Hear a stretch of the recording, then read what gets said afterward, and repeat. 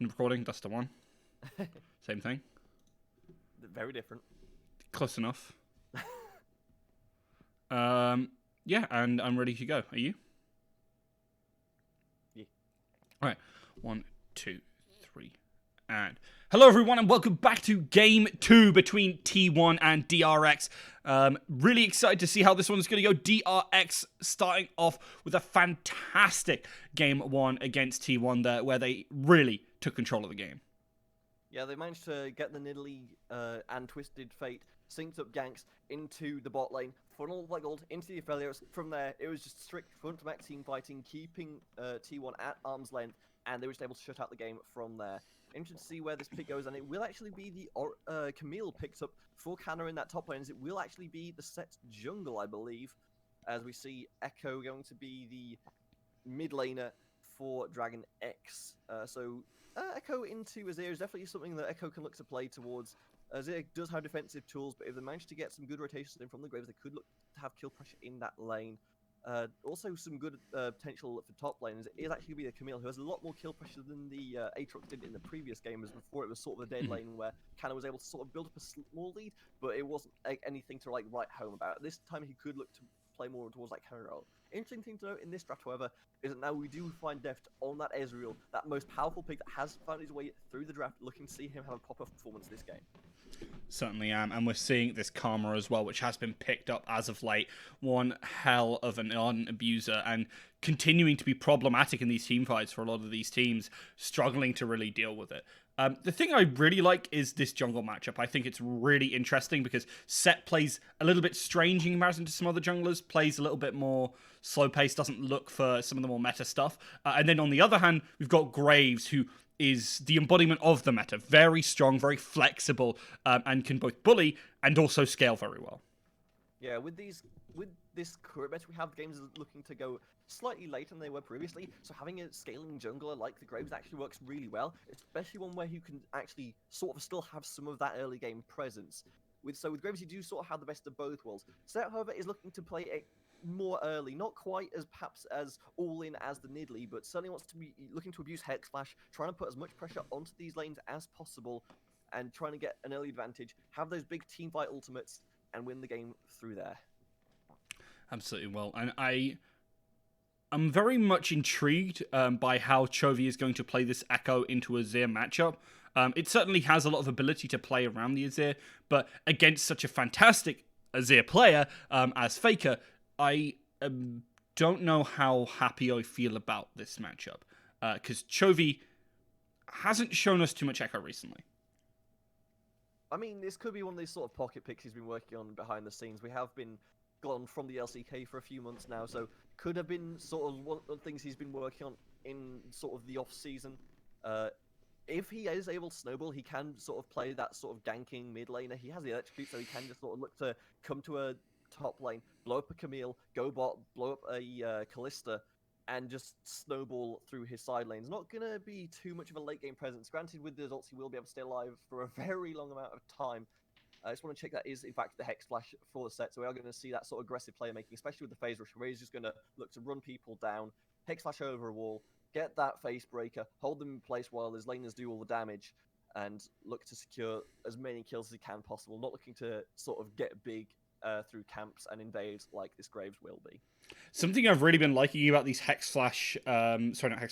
these phase rush sets is when they land that 3-hit combo on you, and then instantly go behind and slam you back towards their own team. It's really fun to see, especially in some of those ganks. If you're overextended, you can easily get taken down.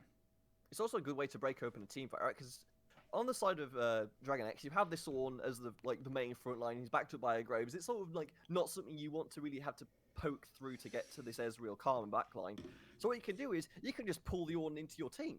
You can just blow him up while he's stuck between all 5 members, and from there, the fight becomes a lot harder for Dragon X to manage, as they now have to play without a front line. And absolutely, and they have a lot of the sustained damage that they need to take down these tanks in Azir and Callista. Yes, Callista maybe not the greatest of scaling, especially when compared to an Ezreal, but they can definitely look to have that sort of more of a mid-game spike, where once they get like 1 or 2 items on this Callista, she becomes a very potent threat, where she's just able to stack up that rend to massive numbers, just rip someone apart. We see a step forward here, just by merely walking forward, Dragon X managed to gain control of this lane. I mean, you have to be careful. You actually don't know where Piosik is right now. And you know that he's going to be towards the spot side. And depending on the line which he's gone for, he could already be looking for this. So I like the respect from T1. They don't want to give up anything early and get caught behind and then have this mid-game spike that's really important for the Callista be irrelevant. They could actually look to set up a freezer depending on how hard Dragon X get the shove in. Because if they manage to hold the wave here, it's going to be very hard for Graves to actually look to make this play towards the bot side of the map. If this lane here, they could just look to freeze the Ezreal, not necessarily out of the game, but stop him from snowballing early advantage that he might otherwise get. Really well, and obviously Ezreal, so strong right now with that death stance and other such tanky parts to his build. Very hard to just kill. When he gets to 3 items, he's an absolute menace to behold. He's very hard to get a hold of. He's very hard to actually kill thanks to the delayed damage he's taking, as well as all that life gain he's getting from the death stance itself. As looks as it might just be using the Nautilus as a roaming tool, leaving the Callista in that 1v2 situation, not looking to make plays, but just looking to get some levels, some farm, while the Nautilus looks to have an impact on the rest of the map and potentially protect this mid. Did they will. Chovy, relatively safe though on this Echo, as we see he has the dash and should be able to get it away from most situations, as well as being able to control the wave at least a decent amount with Time Winder to clear it. Yeah. So Graves actually taken his base. It has his challenger. Oh! He's looking to run straight towards top. Echo just ulted back to lane. That is a thing you can do. Oh, no, he didn't. No, he TP'd. Sorry, I'm full of rubbish. Oh. Sorry, it was just so sudden, and I didn't actually notice the challenge. I thought it was an ult. It's fair enough. Ulting back lane is a thing you can do. It doesn't give you a full health reset, but if you're quick enough on your buy up, it can like let you save your TP, so you can use it to have more of a presence in the side lane. But this early, you can just burn it to make sure you don't fall too far behind in levels. Just get your back, get your items, maintain your presence in the lane, because you can just get poked out by the Azir if you don't get to have your rollings on him with the presence of this set, just looking to hover, making sure that Fake has a good game. You need to make sure you maintain healthy.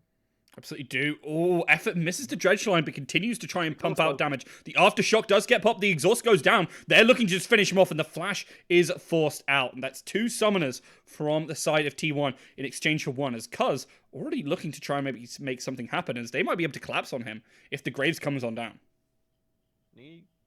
No. Okay. Clear out the vision in the side brush, but he's looking like he's just going to be able to step away. But they are looking to bring the Graves down to this bot lane and have the impact right now. They've already taken one of the flashes. Let's see what they can get with this. They do.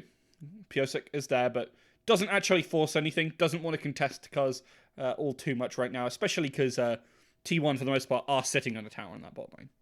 Yeah. They could have maybe set up to dive, but they didn't really have the wave presence there to actually force it. They'll happily step away, get their resets off. Ezreal actually going for a Sheen buy up. That's going to be towards the Manimoon, isn't it? Typical item we see out of the Ezreal. It's going to be surprisingly get a tier actually. Maybe he just wants that early damage item, just to have some presence in this lane into the Callista. Usually, want you to have the tier early so you can start stacking it, so you can get the Muramana upgraded. But if he's going for this first, he might just be looking towards, I need some presence in this lane to make sure we just get knocked over completely. Because I'm still playing into a Nautilus and a set who have the potential to just chain stun me, throw me under a turret, and blow me up.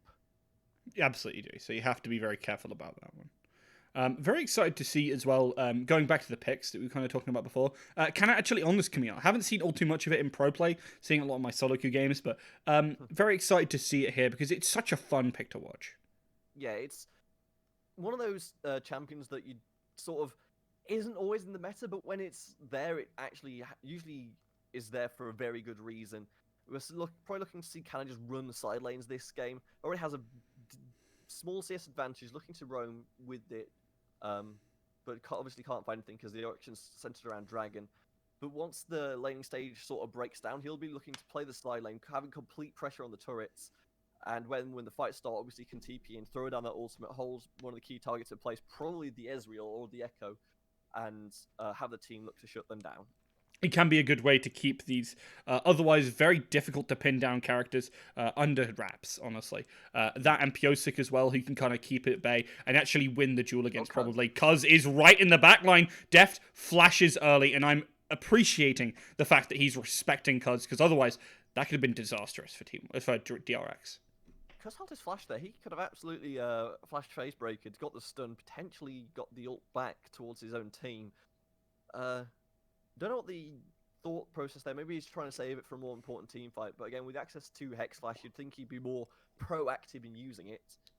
But again, with Dragon up, he's looking to sort of shore up a fight around there, around the more important objective.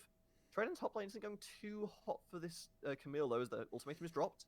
Yeah, that was a really nice dodge, and they are setting up for a dive as well. If you look here, Doran and Canna, Doran might be able to take down Pyosik, but the misses the ultimate there. Pyosik still gets the auto, but doesn't quite finish him off, and instead, we're gonna see that dive towards the bot side, and T1 are the ones to pick up this kill here. Fantastic for them, as Canna survives, and on the bot side, Deft dies.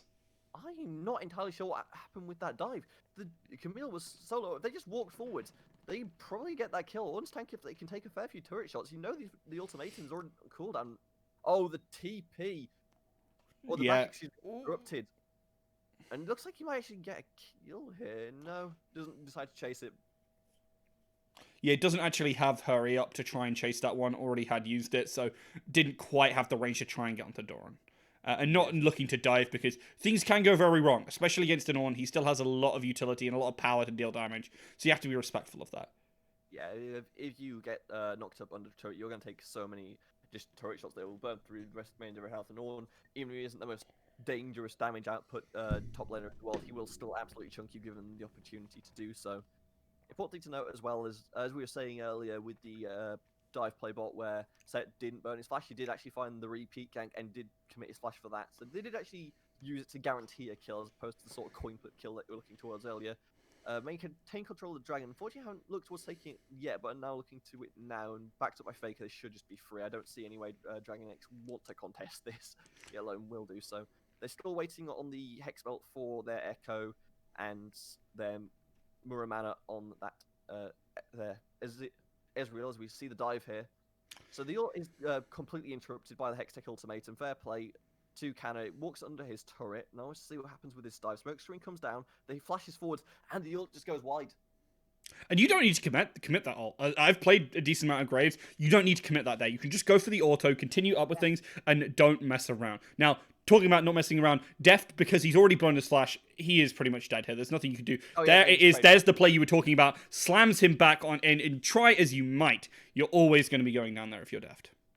Yeah, so fair play to, because he's able to set himself on him. Looks like he's just going to chain ganks here as the Call of Fortune comes down. Ornn does look for said horn, but he will be able to get out a little bit, trying to get the ultimate, but does not find it. Just bellows on through that one, and T1 attempting a gank to the top lane does fail, as it seems like no one can manage to lock anyone down in that top side right now. That animation looks so goofy. Kudos for Doran with the good reactions to make sure he gets, like, he holds the bellows breath just to make sure he cancels that ultimate, because if that goes through, he just collapses straight on his face. But is able to walk away unscathed. Does sort of have to give up some lane pressure, but is able to at least stay there to catch the wave. As it looks like we're setting for a dive bot. And also just getting a lot of these turret plates. Going to be able to force them to back off with no dredge line effort is in a bit of an awkward position, but they're not actually able to hit the eye there. Actually gets it while it charges, and they will shut it down very quickly, but a lot of gold going over to Deft, as he's even going to ult this wave, as I think he's looking to either finish off this turret plate or set up for a back here. I'm surprised that Cyrus is back there, actually. Oh no, he's setting up for the Rift Heralds. No, the Rift Heralds are gone.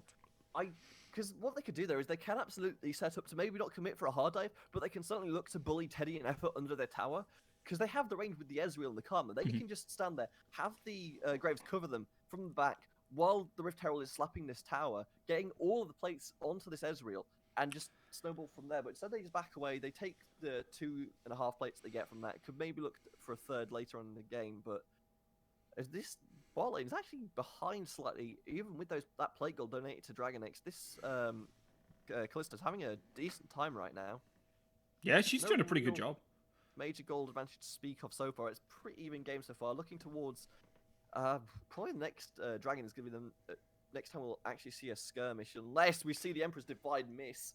Yeah, we do see the ultimate come out from Echo, keeping themselves in a very good position, not getting knocked up, not getting CC'd, and we'll just be able to pretty much walk out of that. TP invested from Deft, as he doesn't really want to lose all too many plates on that bot side, as we do see a very similar thing happen for Doran at top. Yeah, it looks like T1 have maintained control of the waves really well this game. They've had the push most of the time.